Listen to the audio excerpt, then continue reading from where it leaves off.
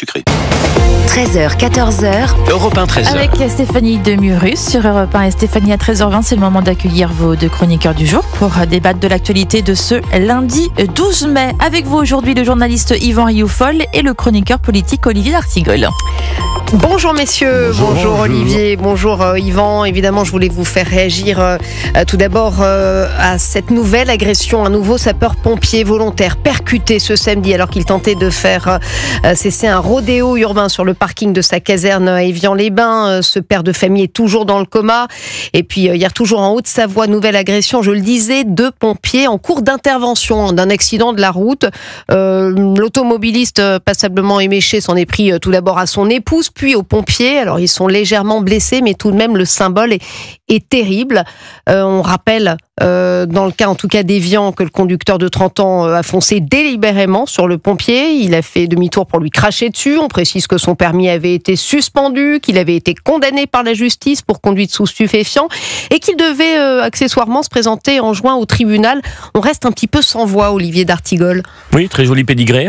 Oui. C'est pas la première fois dans ce type d'affaires que nous voyons donc une justice en échec, puisque le sentiment d'impunité s'est très certainement installé pour cette personne-là, puisqu'il n'a jamais été véritablement sanctionné, d'après ce qu'on peut, ou à la hauteur de ce qu'il a pu faire. Donc là, bien sûr, on a une pensée pour ce pompier de 38 ans, qui est père d'un enfant.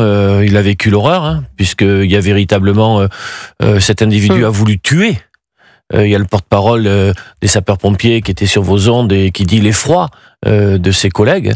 Donc on souhaite qu'il puisse y avoir bien évidemment une décision de justice à la hauteur de ce qui s'est passé. Et puis ces phénomènes de rodéo urbain qu'on a régulièrement commenté ici, donc la saison, c'est saisonnier, vous savez, ça revient. Oui. Et on se rend compte que dans un département comme la Haute-Savoie, depuis le début de l'année, plus d'une 60aine de procédures et de signalements en lien à ces rodéos urbains. Donc il y a véritablement là quelque chose qui s'installe. Yvan Rioufol, ça pose clairement le problème d'application des peines en France. Olivier d'Artigol vient de parler d'immunité. On l'a dit, il avait un pédigré, ce jeune homme, et pourtant il était dans la nature. Ça pose plus gravement encore, de mon point de vue, le problème de l'effondrement de l'État. J'ai entendu la porte-parole du gouvernement, Sophie Primas, sur une radio périphérique, nous dire qu'il était très difficile de contrecarrer, ce sont ces mots, très difficile de contrecarrer ces genres de situations. Ça veut dire que vous avez la porte-parole Quel aveu d'impuissance. La porte-parole du gouvernement qui nous dit face à des rodéos qui sont conduits par des petites minorités, que même face à des rodéos conduits par une petite minorité, l'État ne sait pas quoi faire. Donc c'est vous dire à quel point l'État aujourd'hui est vulnérable, l'État est devenu fragile, et l'État étant devenu fragile, cela ouvre la porte naturellement à toutes les expressions populaires, populistes, de légitime défense de ceux qui ne peuvent plus se défendre autrement que par eux-mêmes. Donc ce qui se passe là est tout à fait dramatique, au-delà de ce qui a été expliqué. Pardonnez-moi, Yvan Rioufol, justement, Marion Maréchal, députée européenne et présidente d'Identité Liberté, pointe du doigt, vous le disiez, la responsabilité de l'État. On peut même parler de fabrique de sauvages à certains égards, parce que c'est l'archétype finalement du multirécidiviste condamné pour trafic de stupéfiants, qui aurait dû être derrière les barreaux, qui ne l'est pas, et qui n'ayant jamais rencontré sur son chemin de délinquant finalement l'autorité de l'État et la fermeté évidemment de l'État, est allé toujours plus loin jusqu'à cet acte abject. Donc c'est vrai que oui, l'effondrement de l'État régalien conduit à la fabrication massive de ce genre de profil, et qui traduit aussi, au-delà de l'acte en lui-même, évidemment, d'agression et de tentative d'assassinat, même à certains égards, une détestation de l'uniforme et de ce que représente cet uniforme, puisqu'il va en effet jusqu'à cracher un pompier qui sauve les vies. Exactement, parce qu'il représente l'État.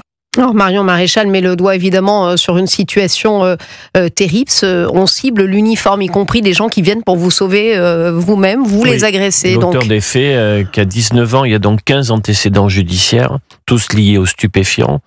Et il n'avait réalisé, donc à ce stade-là de son parcours de très grande délinquance, que 6 jours de prison en préventive.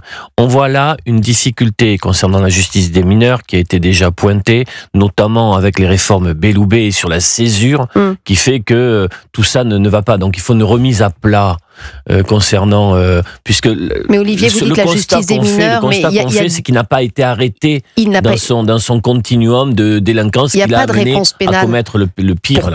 Pour personne, il n'y a pas de réelle réponse pénale. Il peut y en avoir à condition qu'on puisse faire le point sur le fait. Moi, ce qui m'intéresse de voir systématiquement, je fais ça, c'est comment à partir du premier signal faible, d'un premier fait délictueux, comment le dysfonctionnement s'est installé pour l'amener à avoir 19 ans et à commettre là quelque chose d'horrible.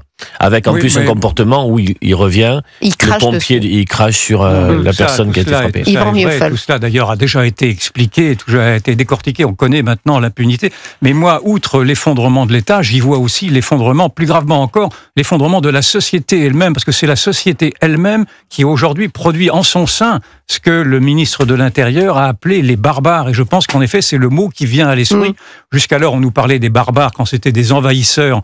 Et là, on revient d'ailleurs à Attila, puisque Léon Ier était celui qui avait pactisé avec Attila, le roi des Huns, barbare parmi les barbares. Et donc, on revient à ce qu'étaient les barbares dans la mémoire collective. Aujourd'hui, les barbares sont produits par la société française elle-même, qui se flatte d'être une démocratie exemplaire. Donc il faut se poser la question naturellement de l'effondrement de l'État, il faut se poser la question de l'effondrement de la justice, de l'incapacité de la police à se faire respecter, mais plus généralement encore, de l'effondrement de la famille, de l'effondrement de toutes les valeurs qui ont organisé une société à peu près civilisée jusqu'à aujourd'hui. Là, c'est plus qu'un ensauvagement. Encore une fois, je pense que la barbarie est là, les loups sont entrés dans les villes et personne maintenant ne sait comment les chasser.